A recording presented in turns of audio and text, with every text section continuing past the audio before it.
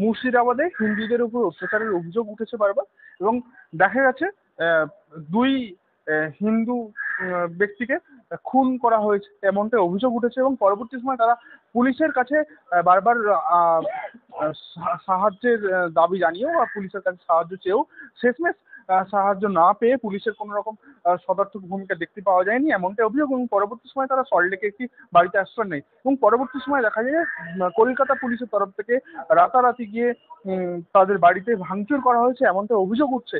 কলকাতা পুলিশের এহেন যে কার্যকলাপ, যে অভিযোগ উঠছে, সেটা কি বলবেন?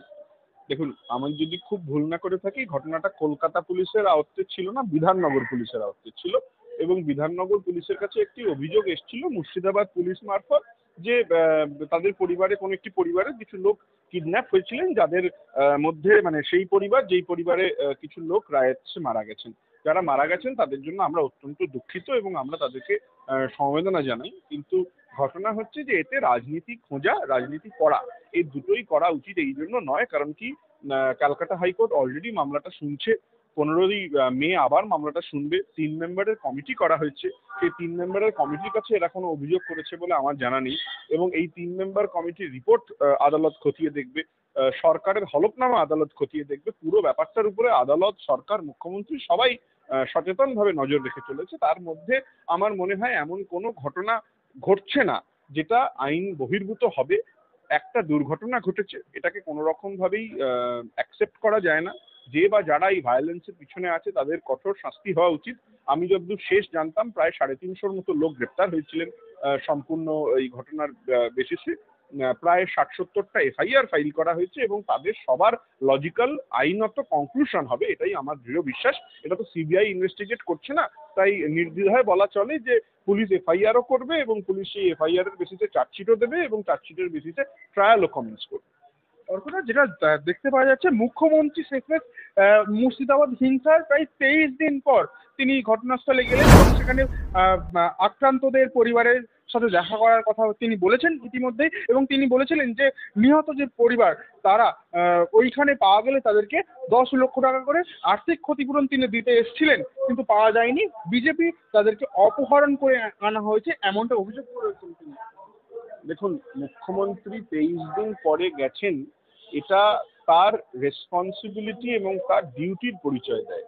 যখন কোনো গন্ডগোল ঘটে তখন রাজ্যের বা কেন্দ্রের কোনো বড় পদাধিকারী, রাজনৈতিকভাবে নির্বাচিত গণতান্ত্রিক পদাধিকারী যদি সেইখানে গিয়ে উপস্থিত হন, তাহলে কিন্তু সেখানকার মানুষের জন্য যে ব্যবস্থা করা হয়েছে সেখান থেকে বিচ্যুতি ঘটে, এবং সেই লোকটিকে সিকিউরিটি দেওয়ার প্রতি বেশি কনসার্ন হয়ে পড়ে যে সিস্টেম বা যে পুলিশ যারা আছেন।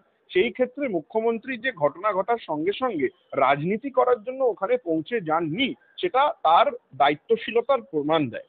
এবং উনি সঠিক সময়ে গেছেন, এবং এমন সময়ে গেছেন যখন there is a stability in the entire scenario, এবং এই স্টেবিলিটিটা মুখ্যমন্ত্রীর নির্দেশে, মুখ্যমন্ত্রীর তত্ত্বাবধানে, মুখ্যমন্ত্রীর অধীনস্থ যে পুলিশরা আছেন এবং যে ডিস্ট্রিক্ট অ্যাডমিনিস্ট্রেশন আছে তারা যৌথভাবে করেছে। একদিকে মনোজ পান চিফ সেক্রেটারি, অন্যদিকে Rajiv Kumar director general, inspector general of police, তারা নিজেদের দায়িত্ব পালন করেছেন।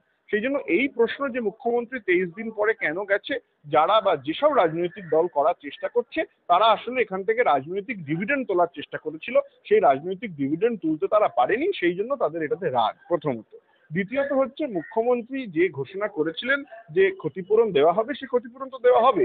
সেই দিন সেই সময় তারা কলকাতা হাইকোর্টে একটি মামলা দায়ের করতে এসেছিলেন। আপনারা জানেন সেই মামলা আজকে শুনানি হয়েছিল জাস্টিস তীর্থঙ্কর ঘোষের ঘরে, এবং জাস্টিস তীর্থঙ্কর ঘোষ বলেন যে বাকি যেসব পিআইএল মামলা যে ঘরে হচ্ছে আপনি সেই ঘরে গিয়ে মেনশন করুন। আমি ভুল হতে পারি, কিন্তু আমার কাছে এখনো কোনো খবর নেই যে এরকম কোনো ঘরে এই মামলা মেনশন হয়েছে। সেই জন্য এই মামলা কিভাবে হবে, কি পর্যায়ে হবে, সেটা ভেবে দেখতে হবে। কারণ কি, অলরেডি কলকাতা হাইকোর্টে একটি স্পেশাল ডিভিশন বেঞ্চ গঠন করা হয়েছে ফর মুর্শিদাবাদ পিআইএল, আপনারা সেটা জানেন। সেই জন্য আগামী দিনে আইনের পথে চলবে এবং আদালতের পথে চলবে। অর্থাৎ যেটা নিহত পরিবার যারা বলছে যে এই ঘটনায় যে পুলিশ সাহায্য করেনি এবং বিজেপি তাদেরকে অপহরণ করে আনেনি, সেই ঘটনা কিন্তু তারা নিজে থেকেই দাবি করছে, এবং তারা বলছে যে বিজেপি তাদেরকে অপহরণ করে এনে বিধাননগরের একটি বাড়িতে রেখেছে, এই ঘটনা একেবারেই মিথ্যে, এবং মুখ্যমন্ত্রী যেটা বলছে সেটা কার্যত অস্বীকার করছে তারা। দেখুন, যার পরিবার আজকে কোনো সদস্য মারা গেছেন একটি রায়টের মতো ভিন্ন মানে সিচুয়েশনে, তার প্রতি আমি সমব্যথী এবং আমি মনে করি যে তাদের নিজেদের স্টেবল হওয়ার সময় দিতে হবে। আপনারা জানেন যে যখন কেউ বাড়িতে মারা যান, সেটা হিন্দু হোক, মুসলিম হোক, খ্রিস্টান হোক, তারপরে একটা শোক থাকে, 13 দিন 14 দিনের শোক থাকে এবং সেই অনুযায়ী আচার আচরণের ব্যবস্থা থাকে, মানসিক অবস্থার ব্যাপার থাকে। সেই জন্য তারা এই মুহূর্তে কি রিয়াক্ট করছেন, কি বলছেন, সেটা নিয়ে আমার মনে হয় আলোচনা বা রাজনীতি করার সময় নয়। তাদের পাশে দাঁড়ানোর সময়, তাদেরকে সম্পূর্ণ কম্প্যাশন দেওয়ার সময় এবং তাদের যদি কোনো প্রয়োজনীয়তা থাকে সেই প্রয়োজনীয়তা মেটানোর সময়। এবং আমার মনে হয় তারা মামলা করেছেন, সেই মামলায় নিশ্চয়ই তাদের যদি বক্তব্য থাকে সেটা আদালত গ্রহণ করবে এবং তাদের কাছে যদি এরকম প্রমাণ থাকে বা তারা যদি দেখাতে পারেন যে তারা পুলিশের কাছে সাহায্য চেয়েছিলেন, পুলিশ সাহায্য করেন, আদালত দেখবে। কিন্তু আমি তাদের বিরুদ্ধে কোনো বক্তব্য রাখতে রাজি নই। আমি শুধু এটুকুই বলতে চাইবো যে তাদেরকে যারা কলকাতায় নিয়ে এসেছিলেন, যার ফ্ল্যাটে তারা ছিলেন, যাদের হাত ধরে তারা আবার হাইকোর্টে এসছেন, যাদের সাহায্যে তারা হাইকোর্টে মামলা করেছেন, তারা কি অরাজনৈতিক? তারা যদি অরাজনৈতিক না হয়ে থাকেন, তাহলে আমার মনে হয় এই পুরো বিষয়তে রাজনীতি দেখার প্রয়োজন থাকলেও তাদের প্রতি সমবেদনা জানিয়ে আমি বলছি, মুখ্যমন্ত্রীর যে প্রয়াস, সেই প্রয়াসের বিরুদ্ধে রাজনীতি করে ধর্মের আঙিনায় আপনারা পশ্চিমবাংলায় সাহায্য পাবেন না।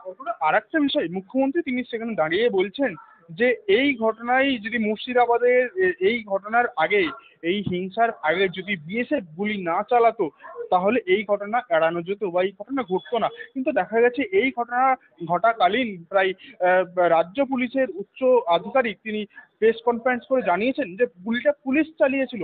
এখানে পুলিশের গুলি চালানোর তথ্য এবং মুখ্যমন্ত্রীর বিএসএফ এর গুলি চালানোর তথ্য দুটো তো একেবারে অসংলগ্ন হয়ে দেখুন, যাচ্ছে। আমার মনে হয় এটার জন্য আমাদের হলফনামার দিকে তাকিয়ে থাকা উচিত, 3 মেম্বার কমিটির রিপোর্টের দিকে তাকিয়ে থাকা উচিত এবং সেটাই সঠিক হবে, সেটাই আইনি পদ্ধতি হবে। তার মাঝখানে আমার মনে হয় কোনো বক্তব্য রাখাটা ঠিক হবে না। আমি নিজে এই মামলার সঙ্গে যুক্ত, তাই আমি এটা হলফনামার মাধ্যমে আদালতকেই যা বলার সেটা বলাটাই আমার মনে হয় সমীচীন হবে, যেহেতু মামলাটা সাব জুডিস। আর একটা শেষ প্রশ্ন, যেখানে মুখ্যমন্ত্রী নিজে দাঁড়িয়ে থেকে তিনি বলছেন যে এই হামলা বা এই হিংসার আগে কিন্তু একটা হিন্দুদের ধর্মীয় একটা প্রতিষ্ঠান, সেখান থেকে উস্কানিমূলক বক্তব্য দেওয়া হয়েছিল এবং তারপর কিন্তু এই ঘটনা ছড়িয়ে পড়েছে, এমনটাই তিনি তাকে বলতে শোনা গেছে। এই ঘটনা তিনি বলছেন। অপরদিকেও তিনি আরও একটা বিষয় নতুন করে, যে কাশ্মীরের পেহেলগাঁওতে এই ঘটনা ঘটার পর যে জঙ্গি হামলা হয়েছে এবং পরবর্তী সময়ে বিভিন্ন রাজ্যে, ভিন রাজ্যে যারা পরিযায়ী শ্রমিক তারা বা যারা কর্মসূত্রে রয়েছেন তাদেরকে বাঙালি বলে চিহ্নিত করা গেলেই বা বাংলা ভাষায় কথা বলতে পারছে এমন জানতে পারলেই তাদের উপর হামলা করা হচ্ছে। ঠিক কি বলতে চেয়েছেন তিনি? দেখুন, ভারতবর্ষে বাঙালিদের অনেক সময়ই ভাষার জন্য কুণ্ঠিত হতে হয়েছে। সেটা সুভাষচন্দ্র বোস বলুন বা সেটা কোনো এক সময় আমাদের বিধান রায় বলুন বা মমতা বন্দ্যোপাধ্যায় বলুন বা জ্যোতি বসু বলুন। জ্যোতি বসুকেও কিন্তু প্রধানমন্ত্রী হতে দেওয়া হয়নি, তার জায়গায় কিন্তু একজন অবাঙালিকে প্রধানমন্ত্রী করা হয়েছিল। আমাদের যারা বাংলা ভাষা বলেন না তাদের প্রতি কোনো বিদ্বেষ নেই, তারা আমাদের ভাই এবং আমার প্রচুর বন্ধু বান্ধব আছে, আমার প্রচুর সহকর্মী আছে যারা অবাঙালি। কিন্তু এটা পশ্চিমবাংলার মাইন্ডসেট, এটা পশ্চিমবাংলার শিক্ষা, এটা অনেক সময় বাইরে গিয়ে পরিবর্তিত হয় এবং তার জন্য মানুষ ভুল ভ্রান্তিতে ভোগেন এবং সেখানে যদি কোনো দল এমন থাকে যারা বিভেদ সৃষ্টিতে বিশ্বাস রাখে, তারা আরো বেশি বিভেদ তৈরি করে, তার জন্য আরো বেশি সমস্যা হয়। সোজা কথা।